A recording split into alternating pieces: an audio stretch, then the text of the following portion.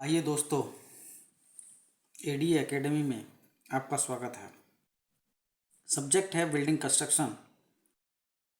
Chapter का नाम है ब्रिक मैसनरी, जिसमें कुछ बॉन्ड रह गए हैं, उन्हें हम पार्ट 2 आज देख रहे हैं।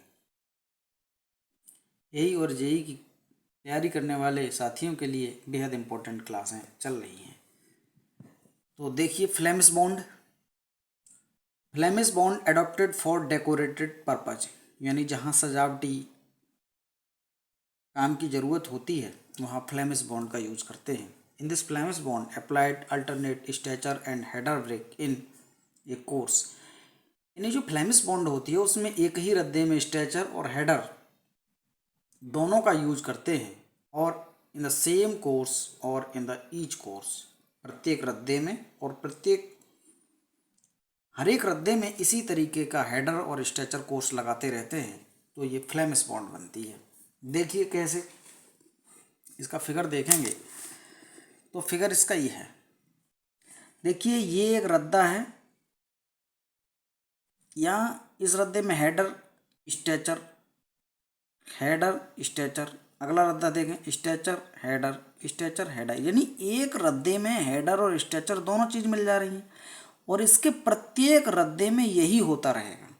तो इस प्रकार की चाल को क्या कहते हैं हम लोग?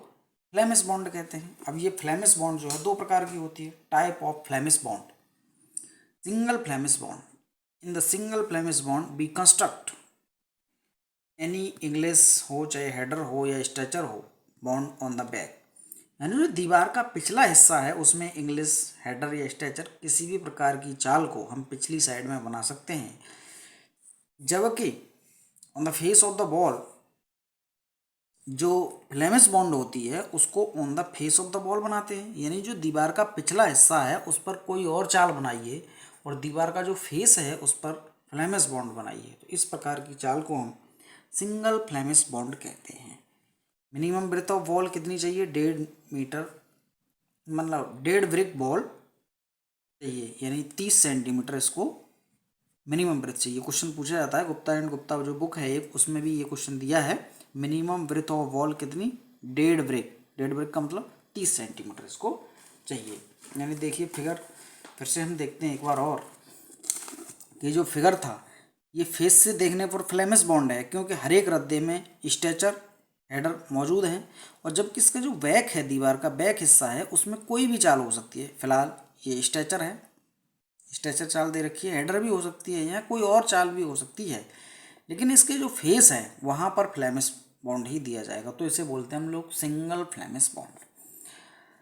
अब इसी दीवार में अगर पीछे भी फ्लेमिश बॉन्ड दे दिया जाए, सामने से तो फ्लेमिश है ही, अगर पीछे भी फ्लेमिश बॉन्ड दे दिया जाए तो इसे बोलते हैं हम लोग डबल फ्लेमिश बॉन्ड। जो आगे है नंबर दूसरे पर, डबल फ्लेमिश बॉन्ड। देखिए डबल फ्लेमिश बॉन्ड क्या होती है। In the double Flemish bond we construct Flemish bond on the face, यानी फेस पर भी Flemish bond, and on the back of the wall, wall यानी जो दीवार है उसके बैक में भी फ्लेमिश बॉन्ड होगा, तो इसे बोलते हैं डबल फ्लेमिश बॉन्ड।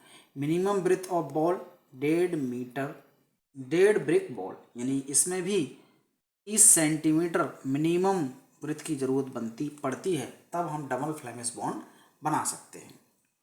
कुछ और बॉन्ड हैं जो कभी कभी परीक्षाओं में आ जाते हैं, जैसे रैंकिंग या इंक्लाइंड बॉन्ड, इसको हिंदी में कहते हैं तिरछी या आड़ी चाल। इसके पार्ट हैं कुछ, जैसे डायगोनल बॉन्ड, बिकर्डिंग या डायगोनल चाल कहते हैं इसको, ईयरिंग बॉन्ड, लहरियादार चाल कहते हैं, जिग जैग बॉन्ड, टेढ़ी मेढ़ी चाल कहते हैं, अपराइट आड़ी सीधी चाल कहते हैं। तो ये जो बॉन्ड हैं इनको हम फिगर से समझते हैं।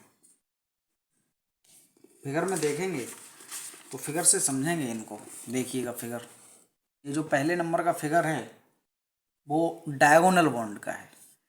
डायगोनल बॉन्ड, डायगोनल चाल, यानी ये इस तरह विकर्णवत स्टार्ट होती है और विकर्णवत ऐसे ऐसे ऐसे विकर्णवत चलती है।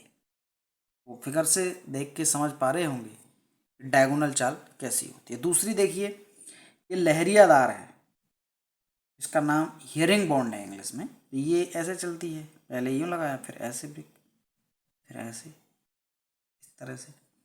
तीसरी जिग जैग बॉन्ड, ये जिग जैग वेव में चलती है, यूं यूं जिग जैग। और चौथी है अपराइट बॉन्ड, ये जैसे यूं, फिर इसके राइट में ईंट लगेगी, फिर यूं, फिर इसके राइट में ईंट लगेगी, इसका मतलब ये अपराइट बॉन्ड है।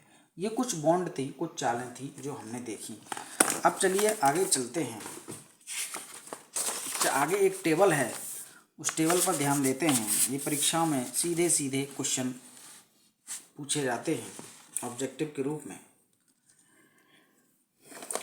एक्टिविटी सीरियल नंबर है, ये एक्टिविटी है, मेजरमेंट यूनिट का, और task work.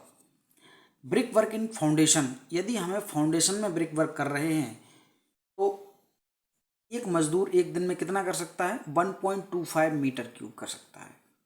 Brick work in foundation with mud motor, इसी जो ब्रिक वर्क फाउंडेशन में हो रहा है, यदि वो मड मोटार है, मिट्टी के गारे से चिनाई हो रही है, तो 1.5 मीटर क्यूब कर सकता है एक दिन में। Brick work in super structure, यार फाउंडेशन से ऊपर आ चुके हैं तो वहाँ 1 मीटर क्यूब होगा।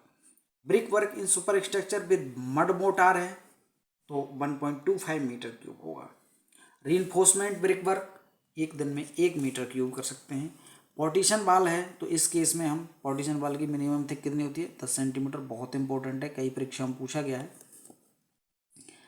इसका मेजरमेंट मीटर स्क्वायर में करते हैं और एक दिन में कितना कर सकते हैं? 5 मीटर स्क्वायर कर सकते हैं। ब्रिक वर्क इन आर्च मशीनरी, इसका मेजरमेंट किस में करते हैं? मीटर क्यूब में कर सकते हैं और एक दिन में 0.55 मीटर क्यूब कार्य होता है। Brick work in super brick supply up to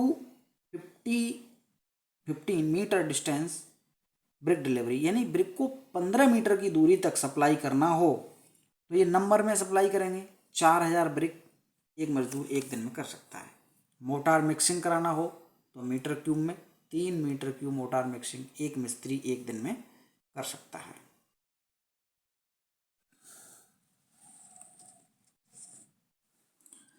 motor mixing metre cube में होता है, 3 मीटर क्यूब एक दिन में एक मजदूर कर सकता है। मोटार सप्लाई यानी मोटार की डिलीवरी कराना हो अप टू 15 मीटर तक तो मीटर क्यूब में होता है, ये 5.5 मीटर क्यूब। ये याद ही रखने पड़ेंगे, इनका और कोई चारा नहीं है। Earthwork in soft soil metre cube में मापते हैं, 3 मीटर क्यूब होता है। यही अर्थवर्क अगर हार्ड सॉइल का हो जाए, रॉक का हो जाए तो 1 मीटर क्यूब हो जाता है, इसे भी मीटर क्यूब में मापा जाता है। Sand filling in depth 11 metre cube और सैंड फिलिंग इन प्लिंथ में करना हो तो 4 मीटर क्यूब, यानी डेप्थ में करना हो तो 11, प्लिंथ पे करना हो तो 4 मीटर क्यूब। आइए ये फिगर और समझते हैं, उसके बाद ये चैप्टर समाप्त हो जाएगा। तो चलिए नीचे से चलते हैं। ये पीसीसी फाउंडेशन है, यानी जो फाउंडेशन से नीचे का जो हिस्सा होता है उसे सब स्ट्रक्चर कहते हैं और फाउंडेशन से ऊपर का जो हिस्सा होता है उसे हम सुपर स्ट्रक्चर कहते हैं। नेचुरल ग्राउंड लेवल से ऊपर का जो हिस्सा होता है उसे सुपर स्ट्रक्चर कहते हैं। तो देखिए पीसीसी डाली नीचे, ये फर्स्ट फुट, ये सेकंड फुटिंग है, ये फर्स्ट फुटिंग है। उसके बाद स्टार्टर यानी ये दीवार बनना स्टार्ट हो जाती है और दीवार बनने के बाद में यहाँ ये फ्लोर लेवल आ जाता है, प्लिंथ लेवल आ जाता है। प्लिंथ लेवल पर डीपीसी डाली जाती है, डैम प्रूफ कोर्स, इसको मीटर स्क्वायर में मापते हैं। बेस्ट मोस्ट इंपॉर्टेंट क्वेश्चन है, डीपीसी को किस में मापते हैं? मीटर स्क्वायर में मापते हैं और डीपीसी जो है प्लिंथ लेवल पर डाली जाती है। उससे थोड़ा ऊपर चलते हैं, डीपीसी से ऊपर चलेंगे तो देखेंगे ये यहाँ तक आने पर, ये दीवार है, दीवार चल रही है, दीवार पे आने पर यहाँ तक ये सिल लेवल आ जाता है। सिल लेवल जहाँ से खिड़की चढ़ना स्टार्ट होती है उसे सिल लेवल कहते हैं। 0.7 मीटर टू 0.9 मीटर पर होता है ये सिल लेवल। ओके, सिल लेवल के ऊपर जैसे ही चलते हैं तो यहाँ पर खिड़की कंप्लीट हो जाती है। खिड़की कंप्लीट होते ही लिंटल देना पड़ता है, उसे लिंटल लेवल कहते हैं।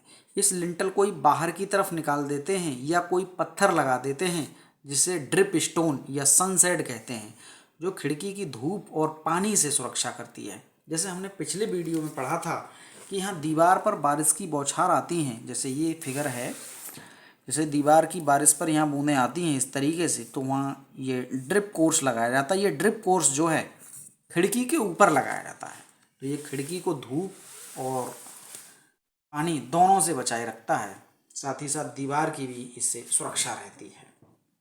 लिंटल लेवल है, ये फॉल सीलिंग लेवल है। फॉल सीलिंग लेवल, यदि फॉल सीलिंग करानी हो तो आपको फॉल सीलिंग यहाँ तक करानी होती है, जिससे ऊपर की ये सब चीज़ें ढक जाती हैं। अब ये रॉक, यहाँ एक पत्थर का टुकड़ा लगा देते हैं जिसे फ्रिज कोर्स कहते हैं। फ्रिज कोर्स, इसको मीटर में मापते हैं। ये लोड बेयरिंग, जिन दीवारों पर लोड आता है उनके केस में बनाए जाते हैं। ये फ्रिज कोर्स यहाँ लगता है, जिसे मीटर में मापते हैं। उसके बाद दीवार पर सजावटी कार्यों के लिए थोड़े थोड़े इन रद्दों को बाहर निकालते रहते हैं, जिसको कॉर्निस कहते हैं। इसे भी मीटर में मापते हैं। कॉर्निस, एसएससी में 2017 में ये क्वेश्चन पूछा था, कॉर्निस कहाँ होती है। तो इसकी हम जगह बताएंगे, रूफ से थोड़ा सा नीचे होती है। ठीक है। फिर ये रूफ लेवल आ गया, इसको मीटर में मापते हैं, ये ध्यान रखेंगे। कॉर्निस को मीटर में, फ्रिज कोर्स वो भी मीटर में, और जो डीपी था, उस डीपीसी था, उसको मीटर स्क्वायर में मापा जाता है। रूफ लेवल आ गया ये रूफ। रूफ के बाद ये चलती है पैरापेट, मुंडेर। पैरापेट वॉल की जो मिनिमम हाइट है 75 सेंटीमीटर होती है, कई परीक्षाओं में पूछा है ये भी। और ये पैरापेट के बाद जो ये स्ट्रक्चर है, ढालू नुमा जो बनाई गई है, इतनी पूरी स्ट्रक्चर को मिला के बोला जाता है कोपिंग। कोपिंग को मीटर में मापते हैं, मोस्ट इंपॉर्टेंट है ये भी क्वेश्चन। कोपिंग को किस में मापते हैं? मीटर में मापते हैं। और ये जो ढालू नुमा ये है, इसको बोलते हैं वेदरिंग कोर्स। ये जो यहाँ जो मटेरियल लगाते हैं उसको बोलते हैं वेदरिंग कोर्स। इसको भी मीटर में मापा जाता है। तो वीडियो हेल्पफुल लगी हो तो लाइक करें, चैनल पर नए हों तो चैनल को सब्सक्राइब करें। धन्यवाद।